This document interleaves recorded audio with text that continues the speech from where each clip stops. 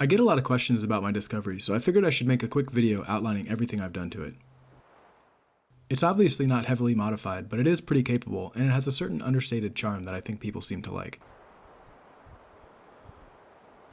It's the 1997 Land Rover Discovery SE7.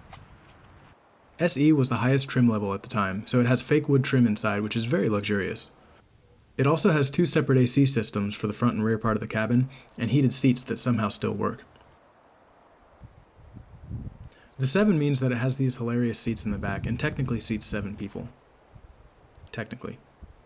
Either way, it's a decent spot to look out of these weird little windows, so I appreciate it. I've only had this thing for about 2 years, but it's been fairly reliable and really fun. Maintenance-wise, nothing I've had to do is outside the norm for a 27-year-old vehicle with 285,000 miles.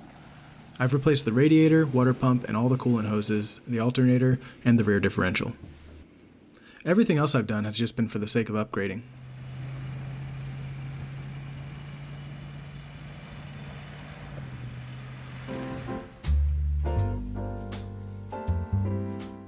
By far the question I get asked the most is about the tires.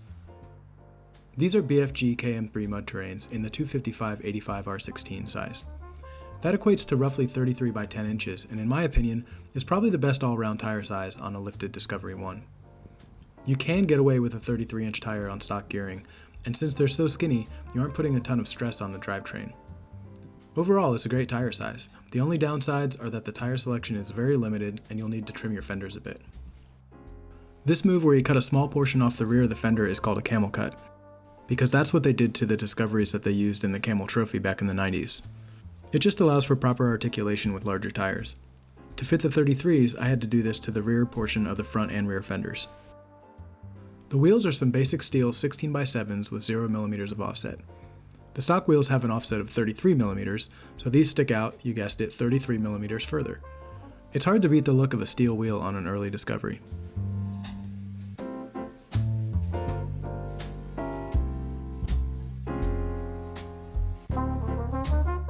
The suspension setup on my Disco is pretty straightforward. It's got a Terra Firma Pro Sport lift, which comes with 2-inch lift springs and 2-inch longer shocks. Under the springs, I have these 1-inch spacers, so in theory it should be about 3 inches of lift. I say in theory because in the year and a half I've had these springs, they've already started to sag. Not a lot, but it's definitely noticeable. One of the Disco's strengths, even in stock form, is the suspension articulation. The rear especially will flex quite a bit with the longer shocks, but I've done some things to get a little extra flex out of it.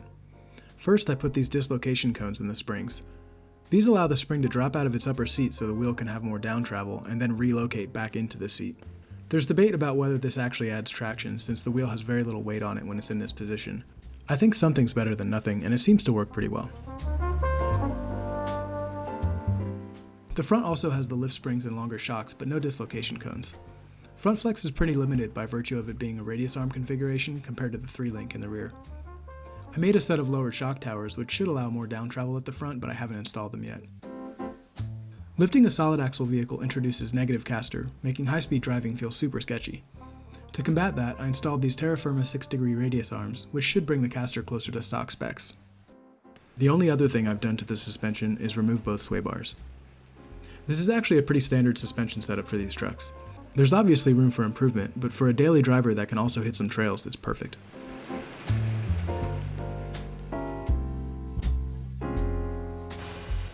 The engine is just a dirty stock Rover 4-liter V8. Like I said earlier, I've done some basic cooling system maintenance to it in the couple years I've had it, and a few miscellaneous things, but nothing outrageous.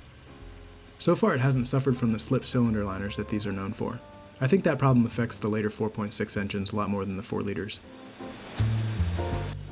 It's British, so oil leaks are a problem, but you just fix them when they get worse than a slow drip.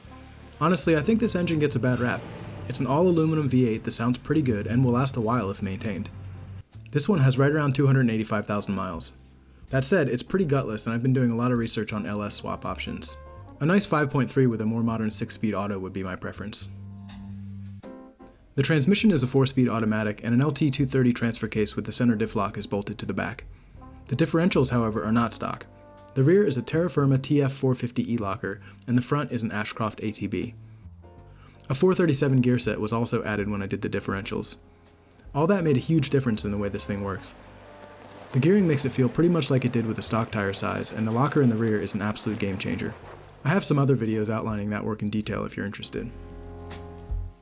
When I put the lift on, I had some pretty bad vibrations from the stock front drive shaft, so that's been upgraded to a Tom Woods double cardan shaft, which effectively killed those vibrations.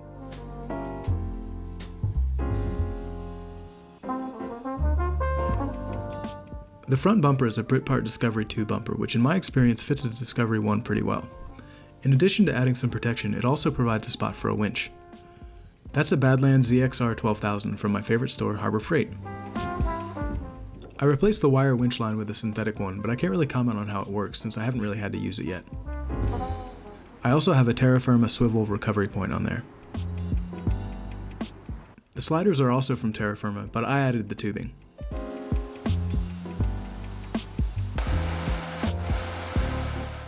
They provide some much needed protection for the sills and doors, but also work really well as a step to access the roof, or for my kid to climb into the back seat. I highly recommend sliders with a step. I agonized for quite a while over which roof rack to get. I really prefer the look of the tubular steel safari style rack, but I needed something for a big road trip, and the only thing in stock at the time was the Slimline 2 from Frontrunner. It really is a good rack with T-slots all over it and a ton of available accessories and mounts for different things. Plus, unlike the Safari rack, it's flat, which is nice for hauling lumber and stuff.